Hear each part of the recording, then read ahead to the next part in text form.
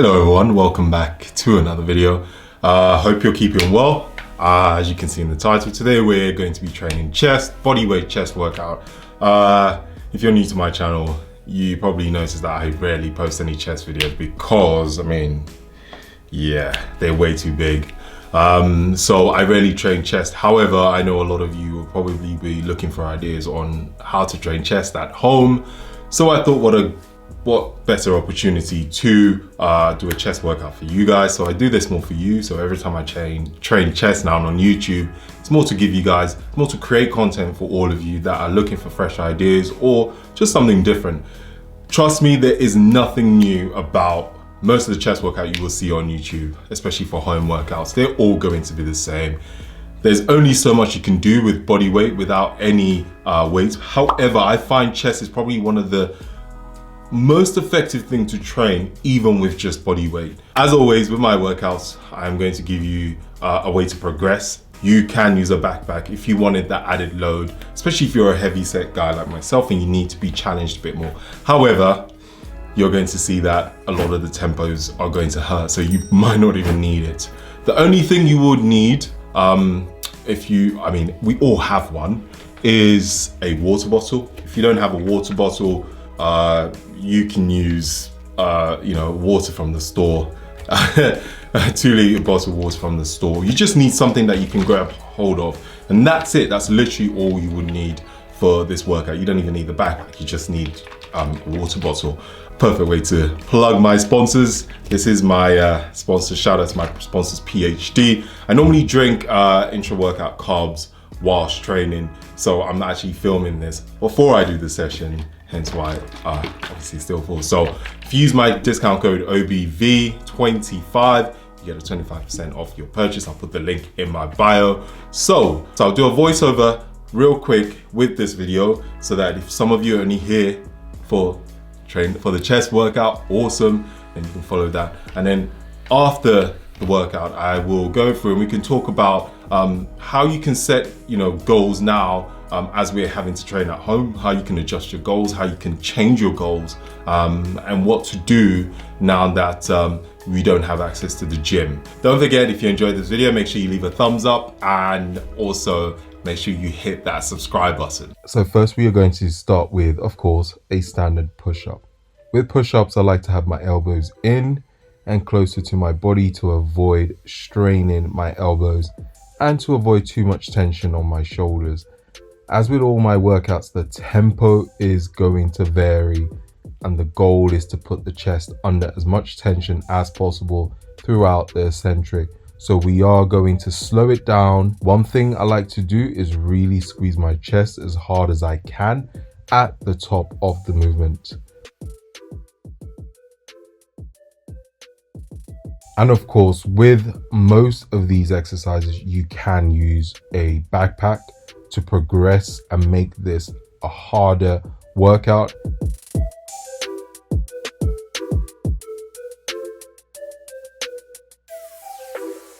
And I have also provided you with scaled or easier alternatives if you do struggle with doing a normal push-up. And right after the push-up, we will superset with the STVEND press. I am using my 2-liter bottle here. However, the focus of this workout is to create tension using that bottle. So before you press, squeeze as hard as you can on that bottle and then press forward. As you can see on my chest, there is a lot of tension on my chest, especially coming right off the push-up. You will do this for about 10 to 12 reps. Make sure you squeeze that bottle as hard as you can. Keep squeezing throughout the entire set. Every single rep, squeeze as hard as you can. The next exercise will be a side-to-side push-up. This is a fantastic exercise to really focus on the chest unilaterally. Usually with a full push-up, the strong side might do more work. However, with side-to-side push-ups, you are working both sides equally. This is great to avoid or improve imbalances that you may have. Remember, the arm extended outwards is just there for assistance, so it shouldn't be doing too much work at all. Again, nice and controlled, each rep. Next, we have the underarm push-up. Now, not only is this a great exercise, but it's also a great body weight bicep exercise, as your biceps will be doing a lot more work during the concentric phase. Make sure to have palms just about shoulder width apart and gently control the eccentric portion, making sure to keep the tension on your chest. Pay attention carefully to the video to see how I place my hands when performing this exercise. A tip when performing push-ups: when you are at the bottom of the exercise, try and push the floor away from you to bring you back up. Or another way to think about this is to try and imagine you want to break through the floor with both hands. Not only is that a great way to keep tension on your chest, but also helps you during the struggle phase when you're pushing back up. The single arm deficit push-up using either a pot or a stack of books.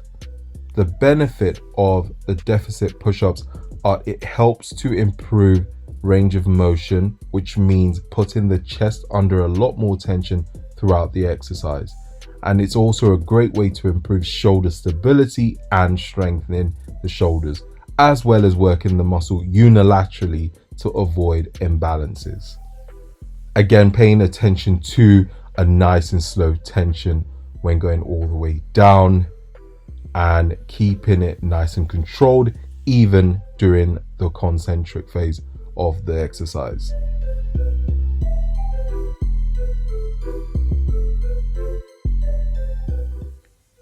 Next, we have the decline push-up, a great way to work the upper chest and also a very challenging exercise due to the angling of the legs. Again, a nice and controlled eccentric and getting as close to the ground as possible, making sure to maintain tension on your chest throughout, as I have talked about during the first set of push-ups.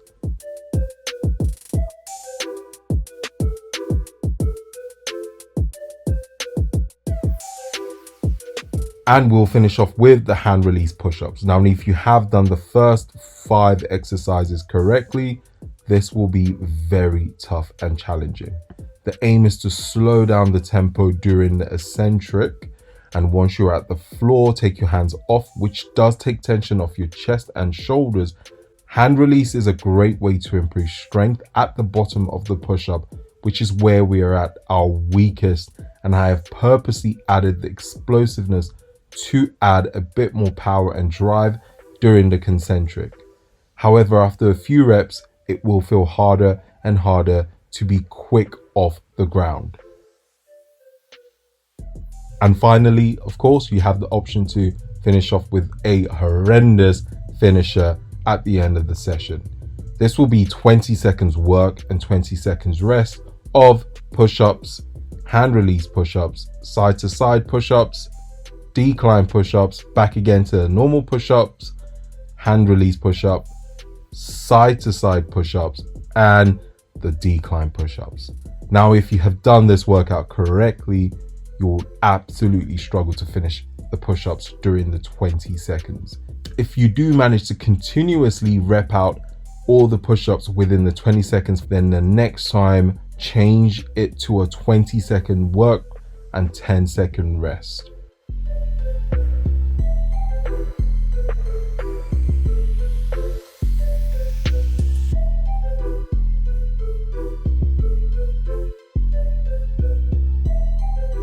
So I hope you enjoyed that workout.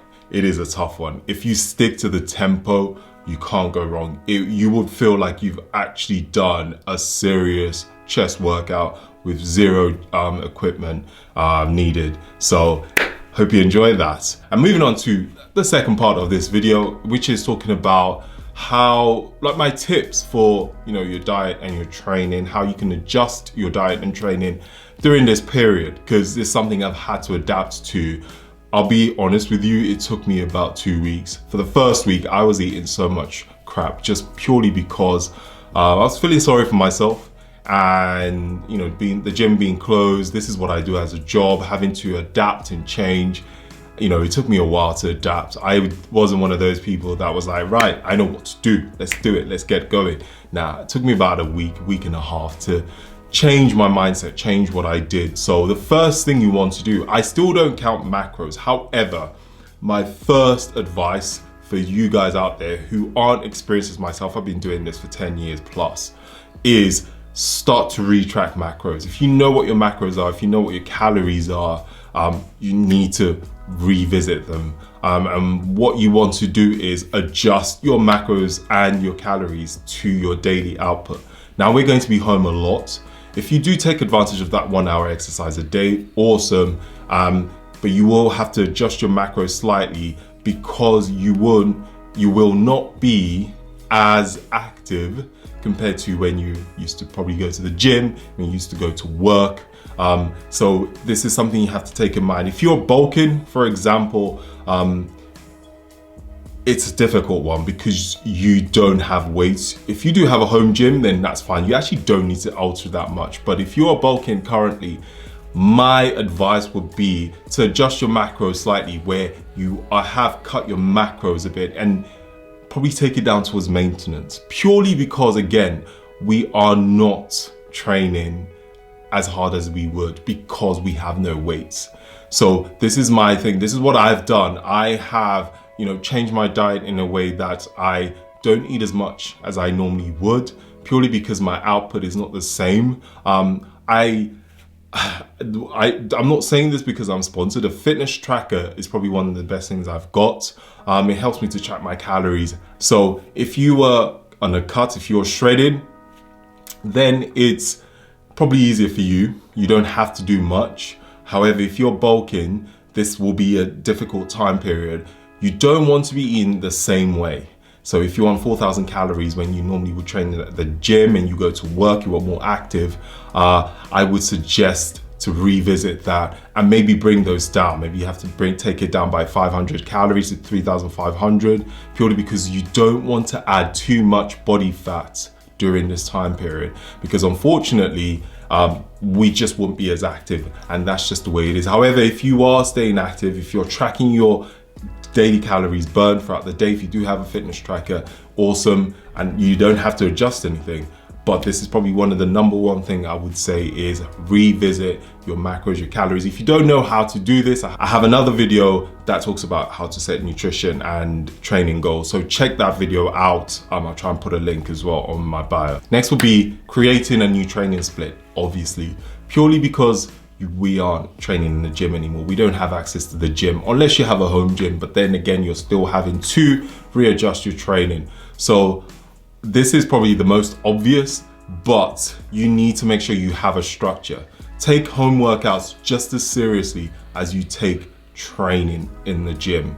A lot of people think, oh, because I train at home, I don't need to structure it. You just wake up and you just think, oh, what random workouts can I do? Because a lot of us, you know, creators have posted workouts, you're all doing random workouts.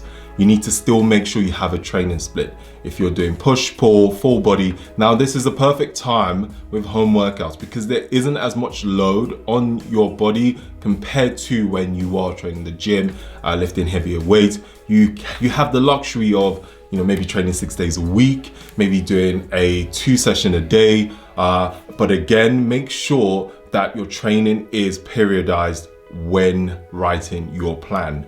Make sure you are not just doing HIIT workout, circuit training, hit. Still try and remember progressive overload with your training. So you maybe want to do some bodybuilding tempo work in the morning, and then in the afternoon you want to do some high intensity workouts, or you want to split that and you do a full body tempo bodybuilding style workout and do about 10-minute HIIT workout at the end of your session. So try and make sure you periodize your training and try and make sure there is some progressive overload. And when I'm talking about that, I'm talking about the tempo, I'm talking about supersets, drop sets, triple sets.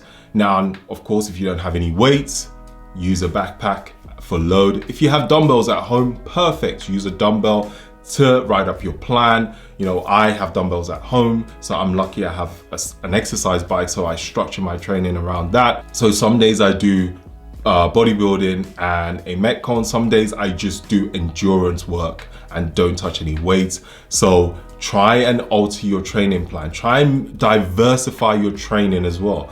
Make your training a bit more interesting, because that will keep you excited to train and on track. I find a lot of people are demotivated now because they feel our home workouts are useless. But this is a perfect time for you to learn how to adapt, because you will, what if something like this, God forbid, happens again? You know, you'll be ready for it. So I can't emphasize this enough. Have a training plan, have a training split. Make sure it's written down every single day. You have nothing but time now. We're always in the house. So make use of this. Next, this is something that I've been doing a lot. If you follow me on Instagram, if you follow me on my stories, you will see that this is something that I've been doing quite often. Is I am now working on my weaknesses, trying to learn something new. So handstand push-ups, and doing my daily mobility, and doing daily meditation. So these are three things that I don't do as often as I should. I do mobility a lot, but I don't do them every mornings like I was supposed to. So now I do them every mornings. So this gives you an idea of what I mean by learning something new or working on your weaknesses. You're at home now. This is your perfect time. So all those work exercises you've seen that you've always wanted to try, but you felt like people will judge you or you feel silly, this is the time for you to spend time to work on them. So plan that into your training. Actually makes it more fun. It makes training more interesting. If you've always wanted to do handstand walks, there's a perfect time to practice and learn them. Because if you fail a million times, I fail all the time, there's no one else to watch you. It's just you, and you have nothing but time now to do this. You know, so when everybody says come up with a new skill, I know it's very cliche. I'm not asking you to write a Hollywood movie. I'm not asking you to write a book. I'm just asking you to try and learn something new that you've probably never, you've probably always wanted to, but you've always put that off. But now is your perfect opportunity to do so. I know this is about diet and training, but this also applies to your daily life, to something completely different. I read books, but now I'm trying to read books a lot more. So this is, again, something you can apply into your daily life. Try and add something that will challenge you, that will make your brain have to think in a different way. And this is something that I find that is more interesting when I'm training is, oh, okay, right, I need to learn something. I'm not good at it, but I would persevere till I am very good at it. A lot of you who purely did bodybuilding, this is your perfect time to learn and enjoy circuit training or metabolic conditioning. Maybe add some CrossFit style workouts into your training. If you've got dumbbells, some CrossFit movements that we enjoy doing, devil presses, dumbbell snatches, dumbbell clean and press. You can start adding that into your training to make it more interesting. And lastly, this is probably the number one advice, is chill the fig out. This is not an ideal situation we're in, so try not to stress over your nutrition, try not to stress over your training, relax a bit, take it easy. I feel like a lot of people add this extra stress onto themselves. At the moment, I know some of you probably aren't working at the moment because of your jobs. Try and chill out first. Take time to, get used to the situation, and then go full steam ahead. So when it comes to your nutrition, if you wanted to have a week off and not having to calculate things and measure things and weigh things, that's absolutely fine. Take that time for yourself. Take that time to chill out. I started doing some meditation. That really helps, especially some of us who are quite anxious, who are naturally anxious and have anxiety.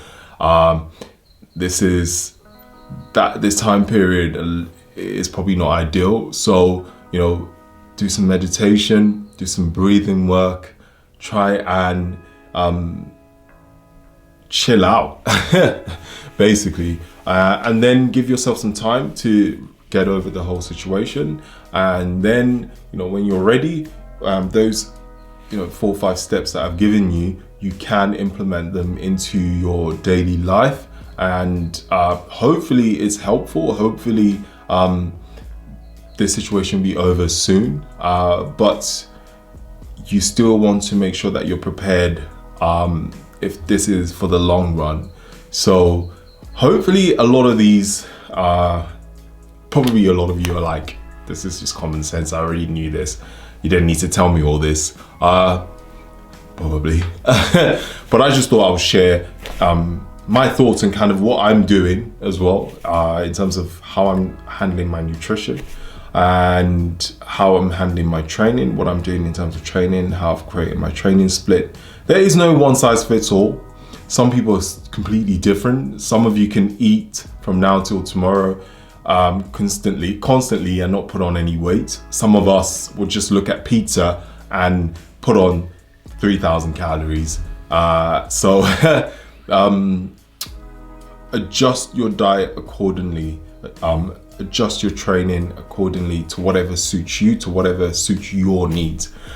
I'm gonna stop waffling now. Hopefully you found this video useful. And again, don't forget to subscribe if you haven't done so, and leave a like. That would be awesome, it helps me out a lot.